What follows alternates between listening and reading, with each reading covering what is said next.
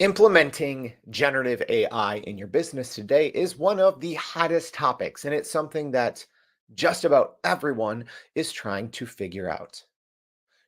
And I thought to myself a couple of weeks ago, wait, I've talked to more than 120 experts, leaders in generative AI from across the globe, working at some of the biggest companies and entrepreneurs, small business owners. And I said, I think we've got a pretty good blueprint here. So that's what we're going to be going over today. The 5 simple steps to start using Gen AI in your business today. I'm saying this now, y'all, like we've hit almost 200 episodes here on Everyday AI. And I think this particular episode is probably going to be one of the most helpful. So thank you for tuning in. If you're joining us, welcome. For the first time, welcome. My name is Jordan Wilson. I'm the host of Everyday AI, and this is for you. Everyday AI is your daily live stream, podcast, and free daily newsletter to help you demystify generative AI and to teach you how you can actually use it to grow your company and to grow your career. All right, so if you're on the podcast, make sure to check out your show notes. We always keep some helpful information in there as well as related episodes. And if you're joining us live, like we already have quite a few people in the house, like, hey, what's going on? And Dr. Harvey Castro and Brian and Mauricio, Tara, Brian, Joan, so many people. Thank y'all for joining us. We're going to get to the big topic here in a minute, the 5 simple steps to start using Gen AI in your business today. But before we do, let's start, as we always do, by going over the AI news. And as a reminder, you can always go to youreverydayai.com to find out more about not just these news stories, but we always break down each day's interview into great detail, right? So let's go ahead and look at what's happening now in the world of AI news. So first, OpenAI and Microsoft are investing in humanoid robots. So Microsoft and OpenAI may be considering investing up to $500 million in a humanoid robotics startup called Figure AI. So Microsoft and OpenAI are reportedly in talks, according to a Bloomberg report, to invest in the humanoid robotics startup Figure AI, potentially valuing the company at just under $2 billion. Figure AI, get this, it was just founded in 2022, but it does have a team of top roboticists from Tesla and Boston Dynamics. So they've already secured a partnership with BMW, but it's looking like they're about to nab 2 huge partners in OpenAI and Microsoft. I talked about this in the, things to look for in 2024. I said smart robotics in actual workplaces are going to be a thing, and they are. So I know it's weird, but what's even weirder than that is our maybe next piece of news is this isn't science fiction, but we are talking Neuralink. Yeah, so Elon Musk just talked a little bit more about recent breakthroughs in Neuralink after its first successful implant in a human brain. So Neuralink is a neurotechnology company founded by Elon Musk, and it has successfully, it's reporting that it has successfully implemented its telepathy chip into a human for the first time. So the chip allows individuals with paralysis to control external technologies using their mind.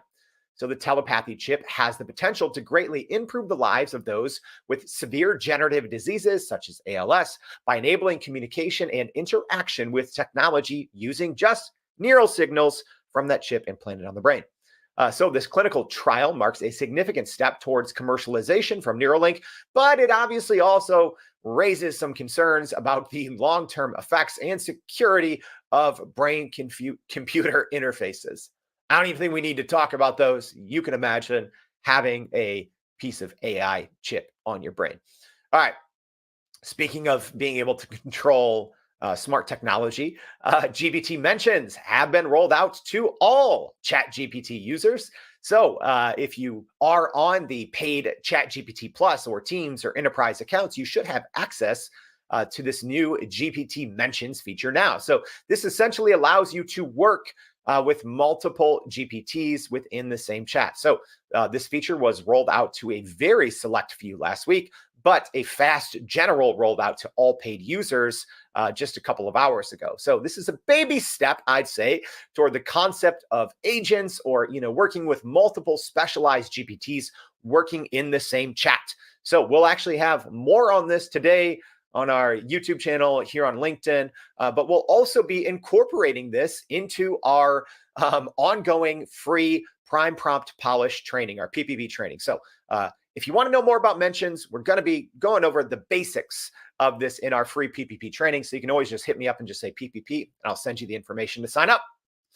All right, that's a lot of news, but as a reminder, go to youreverydayai.com to get more information on these stories by signing up for our newsletter. Also, it is legit a free generative AI university on our website. You can go look at our different learning tracks. Let's say you care about education. We have a handful of, podcasts with experts just on education. So no matter what your role is, no matter what you are trying to learn and leverage to grow your company, grow your career, we already have so many podcasts specifically for that. All right, so let's get to it, y'all. Let's get to the 5 simple steps to start using Gen AI in your business today. All right, so I'm going to hit rewind, and then I'm just going to quickly tell you those 5 steps. I'm not going to draw you along for another 20 minutes like I sometimes do when I'm by myself. But let me tell you this. We've been working with companies of all sizes, not just with, GPT and AI consulting and strategy, but even previously, before I even started Everyday AI, we essentially did digital strategy for companies of all sizes. And we've been able to grow companies of all sizes. So I want you to keep that in mind. Yes, a lot of what we do here at Everyday AI also draws on my background as being an investigative journalist and, giving you all the actual news and the actual facts and breaking down how generative AI technology works and giving you actionable steps on how you can actually use it. But we've been growing companies for a while. And I noticed something a couple of months ago. I said, I've talked to dozens of experts from, billion and trillion dollar companies, companies like had multiple guests from NVIDIA and Microsoft and IBM and AWS, right? So all of these companies building this technology, this generative AI technology that we're all using.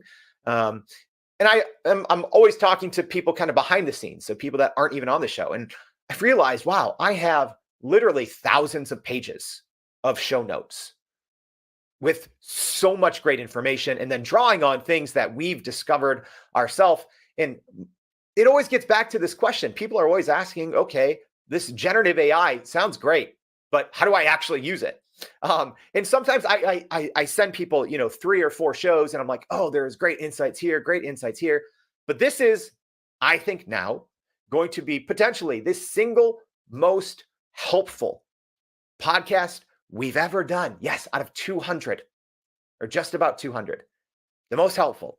All right. So let's skip ahead right now and tell you those 5 steps. I'm not going to drag you on here. All right. But we're going to dive deep into each of these 5 steps so you can understand them. All right. So step 1, gather insights from a ground up committee. Step 2, create straightforward guidelines with guardrails.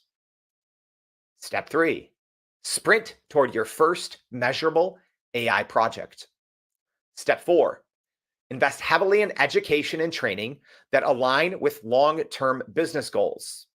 And step 5, plan for a future of what happens when AI works. Whew.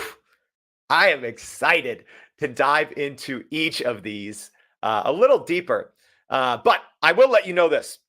Even my show notes for this show are crazy long, right? I'm going to try not to accidentally make this an hour-long podcast. But go ahead. If this show is helpful for you, please go repost this. If you're listening on LinkedIn, or maybe you found this post on Twitter, just repost this, and I will send you literally all of my episode notes. I think I have like 10 or 15 pages. So there's so many specific insights, even on just these 5 steps, that I'm not going to be able to get to. All right. And I'll tell you this, if you go hire, we've had great even AI consultants on our show. If you hire someone like that, or even hire companies like ourselves, it's oftentimes tens of thousands of dollars or more. So there is so much valuable and practical information literally just in my show notes that I won't be able to get to. So make sure you repost this or retweet this on Twitter, or repost it here on LinkedIn, and I'll send you everything. All right. And I'm actually curious as I sit here and take a sip of my lukewarm coffee before we get into it. So everyone joining us here live, like, hey, all these great PPP supporters too, like Harvey and Brian and Ted. What's going on, Ted? Another Chicago guy. But let me know right now. I want to know, especially from our live stream audience, is your company actually using generative AI in your day to day? Let me know. You can just type in like one, not yet. You can just type in two, we're using Gen AI a little. Or you can type in three and just say we're using Gen AI everywhere. I kind of wanted to do an unofficial poll of our live stream audience. And hey, let me know also if you're listening on the podcast. You can always just email me and let me know how even your company is using this, because there's a lot of studies out there. But I'm also wondering, hey, our growing community here of AI enthusiasts, I'm guessing maybe y'all are a little ahead of everyone else, but maybe not. Maybe you're that lone advocate, in your company, really pushing AI. I actually got a great message. I think it was, all my days are blending together. I think it was last week. Someone said, hey, I got promoted to head of AI in my entire company. And they thanked me and the everyday AI crew for being a part of that. Right. So, okay, looking at our unofficial poll here, it looks like most of us are in the one or two. So it looks like either most companies haven't yet dove in to generative AI, or maybe just using it just a little. We do have a couple advanced people here, like Justin and Maybrit and Daniel, who are using it everywhere. But it looks like most people are in the one or two. So either not using it yet, or using generative AI just a little. And, we did talk about this just a little bit yesterday in our episode, very related episode on education and training. So make sure to go check that out. But I'm gonna recap just two or three stats that I think are speak to exactly what we just talked about. How is your company using generative AI? Because a recent Forbes study said 83% of companies claim that using AI in their business strategy is a top priority. Yet, a Tech.co study found that only 4% of companies have implemented AI throughout their org. Let me say that again. If you're listening on the podcast, because you can't see my screen right now, I'm showing all of these different studies, but 83% of companies say generative AI is a top priority, yet only 4% have implemented it throughout their organization. That is a huge problem. It's a huge problem. We talked about this yesterday. I think so many companies are just throwing money at the problem versus rolling up the sleeves, digging in deep, and getting this thing figured out. All right. One other stat from Ernst & Young, EY. So 73% of people are concerned about their organization not offering sufficient training, right? So not just that, but so many studies just say that, employees, managers, directors don't have full confidence in their leadership to be able to lead them forward in AI implementation. All right, let's start to solve that, shall we? All right, here we go. This is a lot, y'all, but get your, if you do have questions, try to get them in. I might not be able to get to them in real time, but I'll try to grab your questions and your comments. Love hearing from you. Sometimes we mention our favorites in the newsletter. So let's start with step one. Ready? Again, this is from hundreds of hours of conversations with, the top executives building AI, but also with small business owners, entrepreneurs, startups, right? And also, hey, we've taught more than 2,000 business leaders proper prompt engineering with our free PPP course, right? So this is a culmination of literally hundreds of hours on talking about AI implementation. It starts with step one. You need to gather insights from a ground up committee. And every word that I chose here in these 5 rules is intentional, because AI implementation is not top down. It is bottom up. One of the biggest mistakes.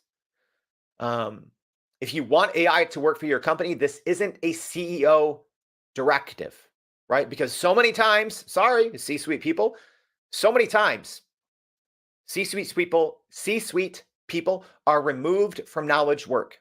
Okay. Generative AI helps you win back time in knowledge work. You can't you can't make directives from the top of the mountain when everything's happening on the ground level. All right. Also, a ground up committee prioritizes transparency, safety, and alignment. So this bottom up approach is actually pretty similar to how even OpenAI and Google have developed their own AI implementation. All right. You can go read about that, but there's plenty of research out there. Another huge benefit in a ground up approach is you get people from all levels of the company, right? You get people who, in theory, are actually going to be using whatever generative AI systems that you will be deploying. You get a diverse group of perspective, right? You get a diverse perspective. Okay. I tell people who's actually going to be using this generative AI technology the most if and when it's successful, because those are the people whose voices that you need to hear at the beginning. Again, this isn't for your leadership team to create something and then, pseudo get feedback from people before it rolls out. No, you build it from the ground up and gather insights from the ground up committee. Okay. Here's another reason why that approach is preferable and it will work better in the long run. Well, because you can then incorporate more data and be more adaptable. Whereas a top down approach, which is what almost everyone does, a top down approach is anecdotal, right? Someone up there from the top of the mountain with binoculars. They're telling a story. They don't understand it. Top down is anecdotal, rigid, and often misplaced. Bottom up, it learns from actual data, from the people who are actually doing it, and it becomes adaptable. Let me start with this. You notice how step 2 is guidelines and guardrails, not step 1. Okay. Step 1 is gathering insights, having open and honest conversations. You need to talk with people first. And here is the most important thing that you need to talk about in this committee. Why? You need to have a serious and transparent conversation about the why. I can go ahead and, in theory, answer that for you. Well, here's why. Talked about this once or twice before on the show, but a recent McKinsey and Company research shows that generative AI may automate work activities that absorb up to 70% of employees' time. Yeah, it's the future of work. Is generative AI from beginning of your day to the end of the day, and it's working 24/7 for your company, right? That's the thing. Generative AI doesn't sleep, doesn't need a break, doesn't need vacation, doesn't need PTO. But you have to have the conversation why. Because one of the biggest disparities between that 83% of companies saying generative AI is the most important initiative and only 4% of companies actually implementing it across their organization is friction. It's friction and a lack of transparency. Because obviously your quote unquote frontline workers, your coordinators, your entry level people are probably going to be hesitant toward generative AI.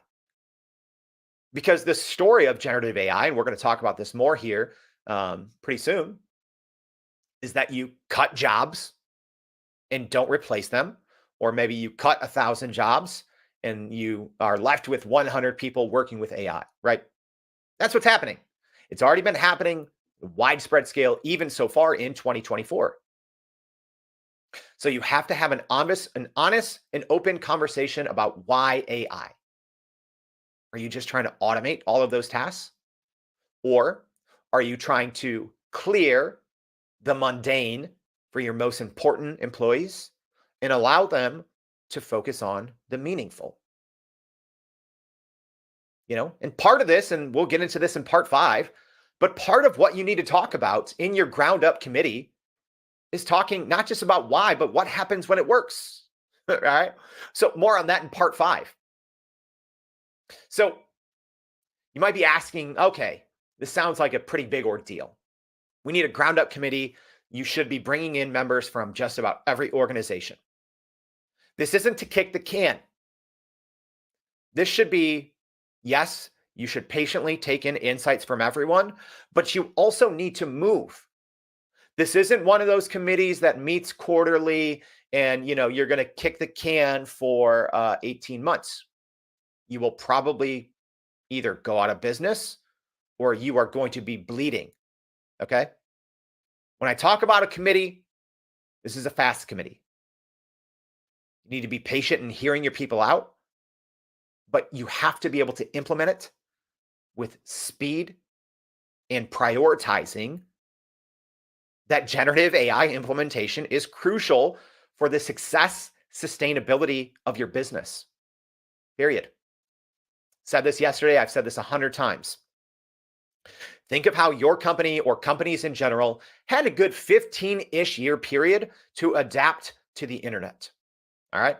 But hey, now, if you're not using the internet, you can't do business, right? If you're a knowledge worker, you can't. Period. Right? Your HI, your HR, your marketing, your customer service, everything's online. Okay. So think of that 15 to 20 year period where companies had this safety net to adapt to the internet. With generative AI, you have 15 to 20 months, and we're already midway through that. You have to act with a sense of urgency in this committee, but you also don't have to start from scratch. Okay. Look at other countries and other organizations for guidance. You can follow the model of a large language model. You can just borrow ideas from those that have come before you and have put in the hard work. I'm not telling you to plagiarize. Don't do that. But see what other companies are doing. Other companies, other countries, other groups of countries are doing successfully when it comes to AI implementation in the workplace. All right. A couple examples. The EU AI Act. Go read it. See what may apply to your company. The Hiroshima AI process. Highly regarded as one of the most respected kind of AI implementation processes out there. It was even cited by the White House executive order on AI. It's another resource for your company is to look at the White House executive order on AI, but also the White House Select Committee on AI. Go look at their work a little bit more on ai.gov. Woo! We're getting some preach Jordans. All right, so people are feeling this. This is good. Stick around. It's going to get better. Don't worry. All right, and hey, keep your comments coming, keep your questions coming. I'm going to try to tackle them at the end or as I go along. We'll see. All right, ready? Step 2. And notice, we don't start with guidelines and guardrails. That is step 2. If you are starting with guidelines and guardrails, you are just creating friction.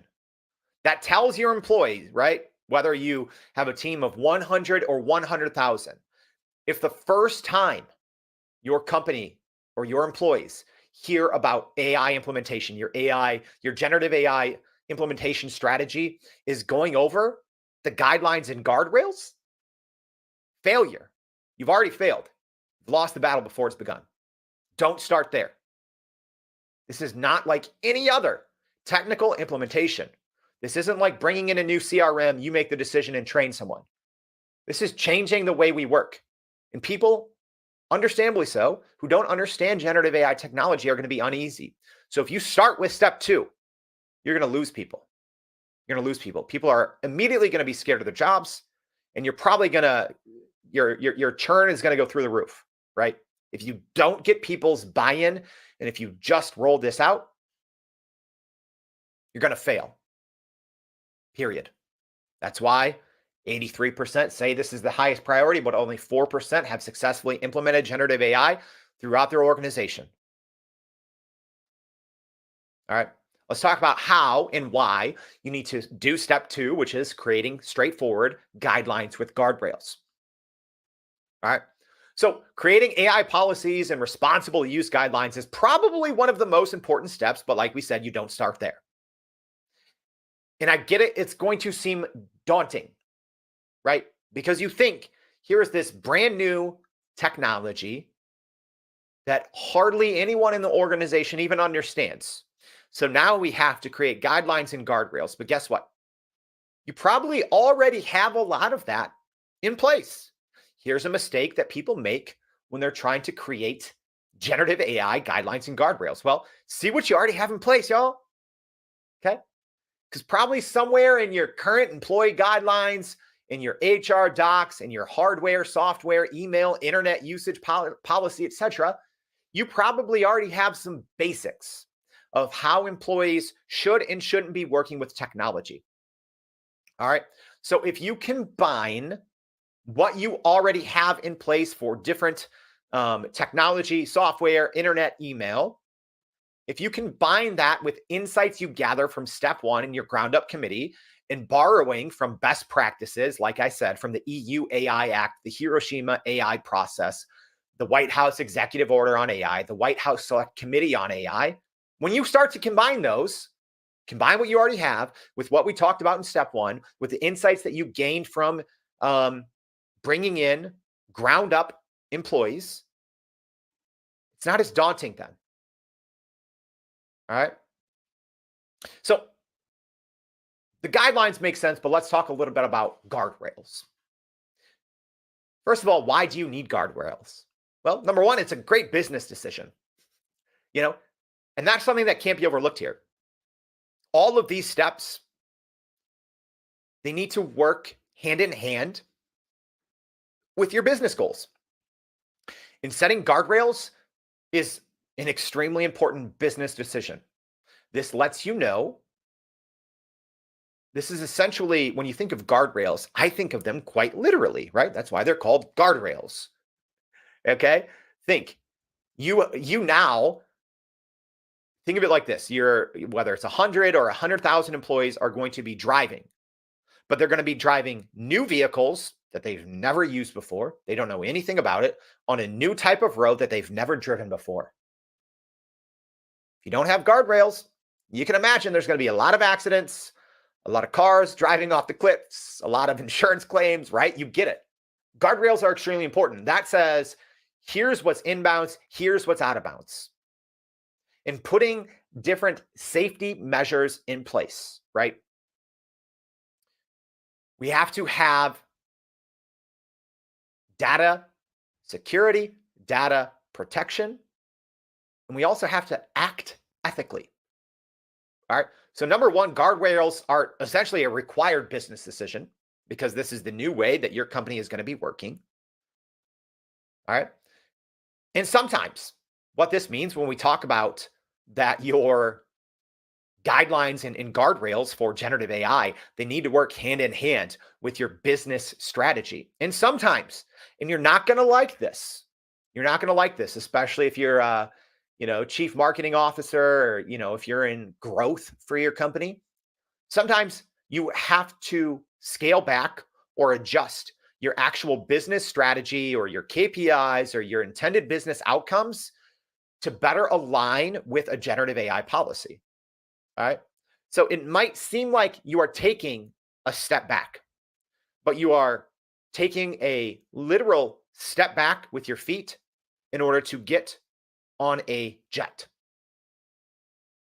So you have to understand that.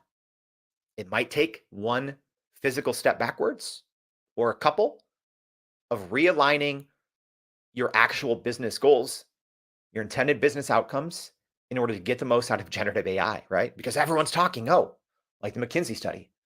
How can we use AI to save employees 70% of their time, right? That's a conservative estimate, by the way, as well. I've talked about, I think it's actually 80 to 85%, depending on your role. It's significant savings. So you might have to adjust your line of business a little bit. That might be uncomfortable for you. But you need your guidelines and guardrails to align with your business objectives. If they're going in different directions, right? The old saying, 1 degree of misdirection after a while, those two things aren't going to know each other. They're going to be thousands of miles apart. You have to align them closely. All right.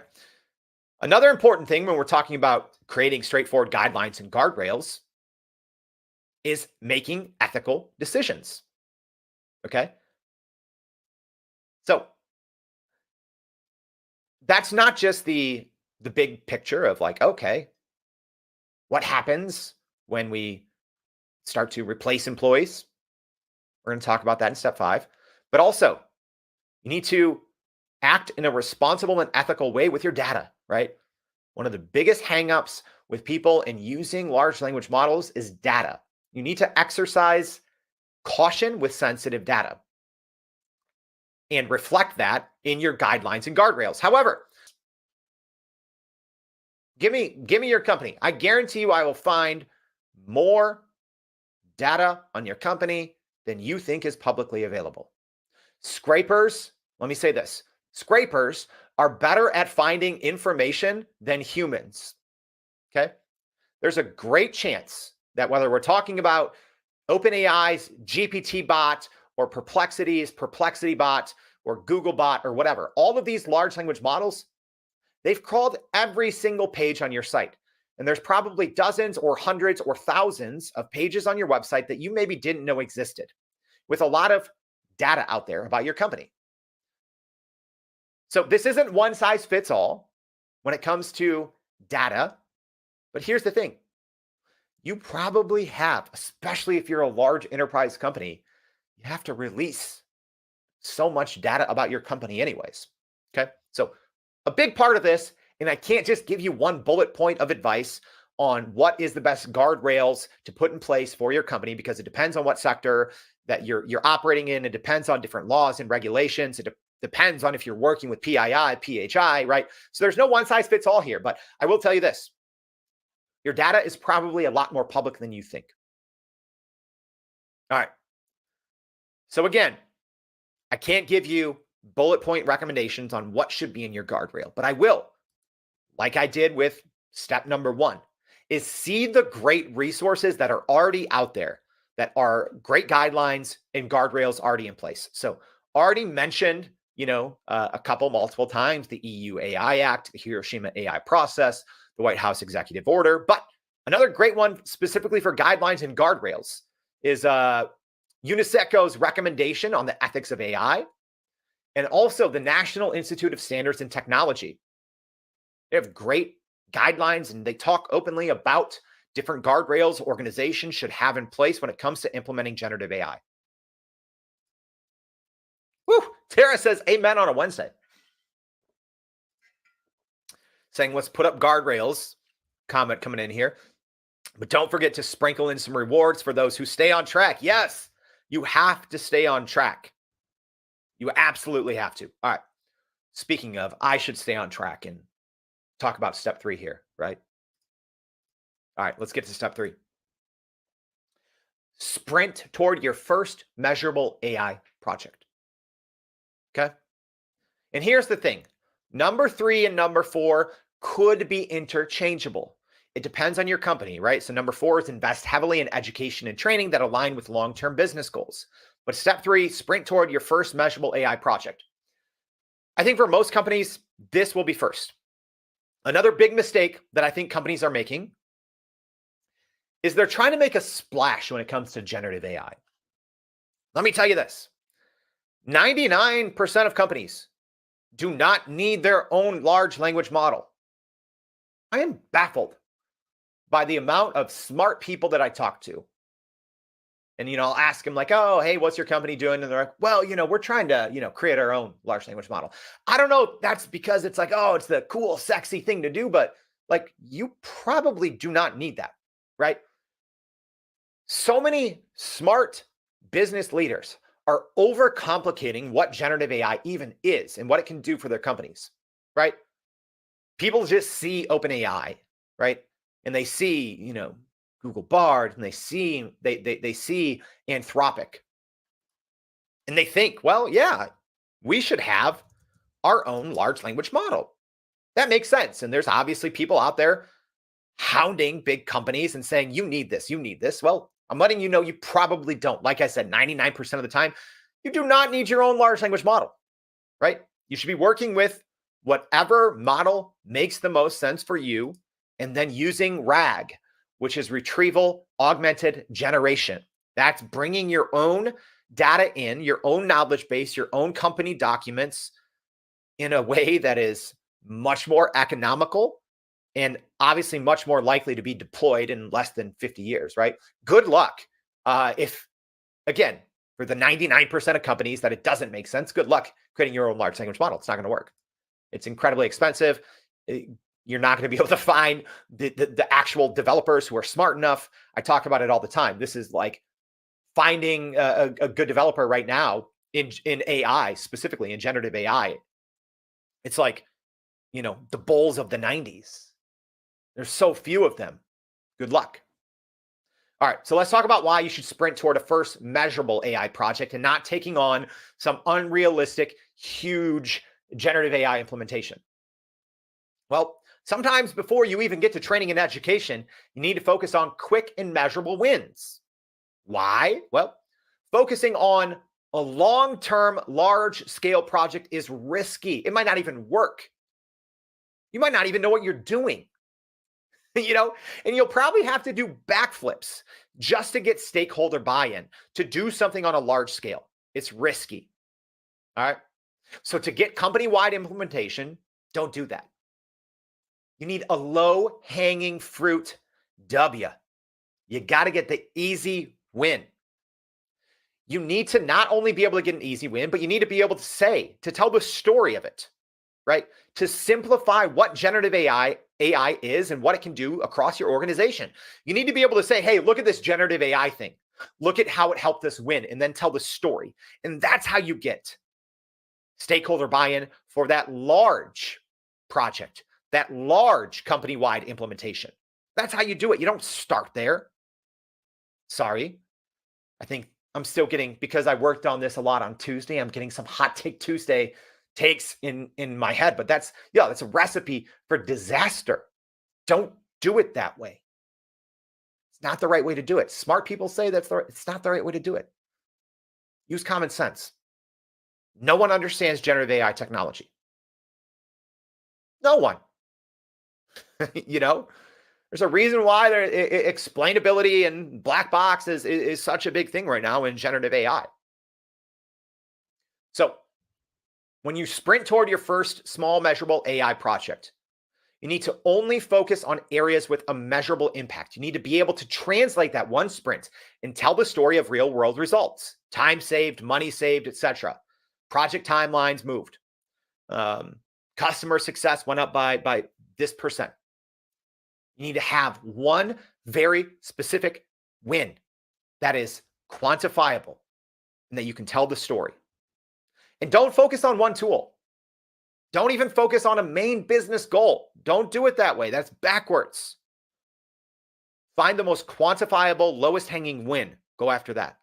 Focus on one outcome that is also transferable across departments or locations of your org. If you're only speaking your language, let's say you're in sales, and you do something that is so niche for sales, but it's a low-hanging fruit, and then you go try and tell that story, people are going to be like, all right, well, that doesn't matter. That's not applicable to our other 15 departments within our organization. Focus on winning back time in a manual, mundane knowledge work area that's transferable. Maybe even something that no one likes or is incredibly time consuming. One or a couple examples I always like to give: document creation, micro learning, data analysis, right? Those are three areas that are extremely transferable from department to department. Easy wins that you can then replicate and save time, save money across the organization, right? Document creation, micro learning, and data analysis. It's also an easy way to use public data. All right. So you don't even have to jump through 50 hoops and, get some complicated implementation technique. You can use public data in that case to win back time, to show that first sprint, to show the win. All right. Also, one last thing to think about in going about it this way, in going about it as sprinting toward your first small measurable AI project versus a large scale AI implementation is you're also minimizing the AI risk, right? That's the thing that always causes holdup with stakeholders is they don't understand the risks for a technology that so few people can understand. Minimize the risk, make it short, make a sprint, tell the story. Go do it. That's the blueprint. Step 4. We're getting there, y'all.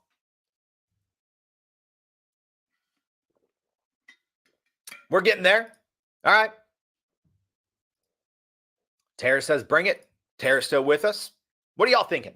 What's been helpful so far? Let me know. Let's talk about 4. We're going to go fast here because this one is obviously huge, right? And again, step 3 and step 4 could be interchangeable. In these, the order of the steps and these exact steps, I understand these are not going to be applicable to every single to every single company. I'm talking to the middle of the road company. All right. But again, number 3 and number 4 can be interchangeable. But here's why you have to step 4, invest heavily in education and training that align with long-term business goals. And this step 4 is an ongoing iterative process. All right. It is cyclical. You are constantly doing step 4. Okay. Because this is now where you take the learnings from your short sprint and you start to implement longer term goals and create training and education ongoing around them. And this is another reason why long-term projects don't work, right? You're going to be talking about this for 2 quarters and then you're going to have a year-long pilot. No. The technology that you're talking about during the planning phase is going to be antiquated by the time the 1-year pilot's over. You're wrong. It's not how you do it. All right. So step 4, this is crazy. Proper AI implementation, it actually requires unlearning decades of positive business habits. That one's worth repeating. Proper AI implementation requires unlearning decades of positive business habits. We're working in a new way. All right. And yeah, I did do like 40 minutes on this yesterday. So I'm going to go through quicker here. So before implementing any generative AI tool, you need to first deeply understand how it operates. Education is so important. And emphasize explainability across the board. All right. So if you're not super technical, explainability is such a huge thing in generative AI. Let me illustrate what that means. Think of generative AI as a box. All right. You put things into the box. There's inputs. And let's just say those are prompts, right? So it might be a text prompt or an image or speech, right? So you have all these text to speech model, photo to video, video to whatever, right? But everything goes into a black box. That is the generative AI model. Okay. So explainability. So everything goes in. And then on the back end, it magically turns into something 10, 50 times more impactful, right? That's what generative AI is. You put in something, a couple bullet points and out comes a 50-page market plan with photos, videos, and voiceovers, right? As an example. All of that happens in a black box. That is the concept of explainability. Because most people have a lack of trust and understanding, both in generative AI technologies, but also they don't trust the outputs because they don't understand the magic that's happening inside of that black box. That goes to explainability. Okay. So you need people in your org that can demystify the black box. You need to be able to explain what is actually going on with whatever generative AI or large language model tool that you're actually using. You need to break it down in an elementary way, right? That's literally what we do in our free Prime Prompt Polish PPP course. We go into explainability. We say, this is how large language models work. They don't work how you think they work, right? Because the more that you understand something and the more that you educate and train yourself on what's happening inside of that black box, the more trust that is then within your organization, which means more people are getting on board, which means you're going to have better and more usable outputs, because the more that you understand, the more explainability there is, the better the outcomes are, the fewer hallucinations there are, right? So here's another thing. after you can demystify the black box, you really need to emphasize training. Okay. So I tell people this: call in your vendors. They're busy right now, and unfortunately, not even all of these large tech trillionaire companies are training all of their employees top to bottom. But whatever vendor that you're using for, whether you're using Microsoft Copilot or any suite of Google's AI products or AWS or Q from Amazon, Azure, Salesforce, etc. Whatever product or vendor that you are using for your generative AI, you need to call on them for education. You need to take whatever, most of them have pretty good free courses. I shared a lot of those in our newsletter yesterday, but you need to call on those vendors. You also should be bringing in outside experts that can explain one specific thing. If you don't understand a certain aspect, you need to invest heavily in the education and training. Think, if you can actually save 70% of your employees' time, right? You should either appoint people in your organization to then carry the torch forward, and you need to bring in outside consultants, outside experts to train those people, right? That's one of the things that we do at Everyday AI is we help people, right? People, hire us to help them demystify ChatGPT or help them learn other generative AI systems. You should be doing that as well. So what's the best way to do these things? What's the best way to properly both invest in training and education, but to also give your employees a safe way to do this, right? Think of that that picture that we painted earlier. A brand new road, a brand new car, no one knows what they're doing. You need to give them, set up a playground in a safe place for employees to learn, right? So literally, as an example, you talk of OpenAI has a playground. It's a sandbox, right? You can go in there and try different models and break things, right? You should be doing that. Had a great conversation with someone from Walmart a couple of months ago, and they talked about they have an entire custom playground for their Walmart's corporate employees to play with different generative AI tools. All right. It's probably the best way to experiment isn't something that ultimately impacts a live product, a live service, a live offering. You need to have a place to practice first. Just like if you're building a new, NBA team as an example, you got to do a lot of practicing first. You don't just throw them out there on the court. They're going to lose. They're going to get embarrassed. All right. An added tip here. Ready? Your AI abilities aren't just determined by your AI knowledge. Because when we're talking about education and training, I want you to take a step back and I want you to think that doesn't mean you have to become a tech person, a code person. That doesn't mean you need to become a machine learning, deep learning expert. No, because when we're talking about generative AI, again, it's simple prompts going into this black box with great outputs coming out of it. You know what one of the biggest skills is if you want to train your employees? Old school skills: speaking, listening, typing, problem solving, clear communication, right? I see a huge resurgence in 2024 of going old school. Do you know what prompt engineering is, y'all? Like, prompt engineers are out there getting paid, professional athlete salaries, but essentially it's people who can communicate clearly with a large language model. It's not as technical as you might think if we're talking about basic generative AI models that we can all use right now. You need specificity and clarity in your language. You need to be able to ask questions. One of the reasons why I think personally I get great results out of, large language models and other generative AI systems is my background as a journalist.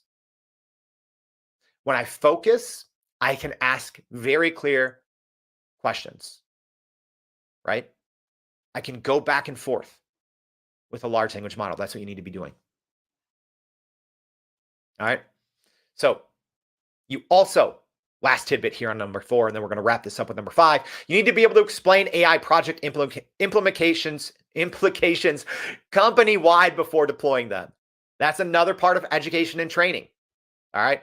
After you get your first big win, part of step 4, it's an iterative ongoing process. It's where you are also integrating whatever your next big picture or medium picture AI implementation is. You need to be able to explain that company-wide, but also train everyone on that company-wide. So it's not just training on a skill set or on a specific tool. It is training on the big picture. It is reinstituting a new way that your company, your organization is going to work. All right. Hey, Nancy says more voice in 2024. Yeah, more clarity in your communication for sure. Love this, Liz. Liz says embrace a culture of learning, AI, Gen AI. Yes, you need to have a culture of learning. That's why we did an entire episode yesterday on education. All right, here we go. We're going to wrap this up. Step 5. You need to plan for a future of what happens when AI works. So we referenced this in step 1, because in step 1, when you are having that ground up, right, that ground up committee to gather insights with your company, you need to say why we are doing this, but also what happens when it works. So you need to plan for this future, right? And there's probably, when you ask why you're using AI, it's filled with buzzwords, right? Oh, we want to increase automation, reduce overhead, doing more with less, etc. Right? So, okay, it's probably going to work. If you go through this the right way, if you follow steps 1 through 4 closely, it's probably going to work. So what happens then? What happens? No one wants to talk about this. I talk about this pretty openly. AI is going to replace more jobs than it will create. All right. I'm not going to end this on a sour note, but you need to have these conversations in step 1. But part of step 5 is you need to plan and work toward that future of what happens when AI works, right? You need to have a plan in place. As an example, let's look at that 70% statistic again from McKinsey that says generative AI may automate work activities that absorb up to 70% of employees' time. So as an example, if you have 100 people in sales, are you going to lay 70 of them off? I don't know. You have to have that conversation. Are you going to free up some of the more mundane tasks and have your salespeople work on something more meaningful, to work on more, more kind of on customer service, customer experience? That's a question you have to have. That's a conversation you have to have. What happens when AI works? Are you just going to downsize? If you're a public company, are you just going to focus on shareholders? You need to be transparent about it from the beginning. That's why it starts in step 1, and we're wrapping it up with step 5. Your goals of AI need to be transparent. Are you going to move to a 4-day work week? As crazy as this sounds, literally, I'll find the study. I read it the other day that AI companies, AI powered or AI first companies, have already started to implement a 4-day work week, paying their company, paying their employees the same. They're not paying them 80% of their pay. They're saying, hey, AI has been great for us. We're going to a 4-day work week. Is that something you're going to do? Are you going to create new roles? Are you going to create new divisions in your company? Is your company going to take on new lines of business after AI works? How are you going to get more human contact in all steps of your business, whether you're a product business, a service business, etc.? One of the downsides of proper Gen AI implementation is automation, right? It saves time, but it also takes away a lot of that human contact. How are you going to combat that? How are you going to keep a happy and productive workforce of passionate people who feel purpose in their work after AI works? I don't have the answers, right? Because that looks different across different organizations, across different companies, across different parts of the world. But you need to plan for that. You need to plan for that. And that is where ethical AI implementation comes into place. When we talk about ethical AI implementation, it doesn't just mean data and guardrails, etc. It means you have to also be acting ethically toward the humans that have made your company what it is today. need to envision and work toward a hybrid approach, right? Humans and generative AI systems working hand in hand, not against each other. But you also need to say, what is that more meaningful work? If we can get rid of the mundane, what is the most meaningful work? Something I always suggest people to ask a question or to have a discussion around, and this is probably something to talk about in step one when you're gathering insights from a ground up committee, is hey, asking everyone in the organization, what would you do if there was two of you? Not, hey, I would do more of this. What would you do differently? That's what proper Gen AI implementation is, right? The potential to free up 70% of your time. What would you do differently? What would you do more of if there were two of you that you can't do now? You need to plan for that future of what happens when AI works. All right, let's recap, y'all. If you do have a question, get it in quick because I'm going to wrap this one up. All right, so here's the 5 simple steps to start using Gen AI in your business today. Ready? Step 1, gather insights from a ground up committee. Step 2, create straightforward guidelines with guardrails. Step 3, sprint toward your first small measurable AI project. Step 4, invest heavily in education and training that align with long-term business goals. And step 5, plan for a future of what happens when AI works. All right, like I said, y'all, I don't even know how many pages of notes, but the majority of content that I put together that I spent hours going through dozens of episodes. I have so many notes, right? So if you want access to all of this, if this was helpful, people always ask all the time, hey, Jordan, everyday AI helped me get a promotion. Now I'm head of AI. What can I do to help? Share this with people. Share this episode with people. There's so much bad information out there. That's literally why I started Everyday AI. People think that generative AI is just using prompts. It's not.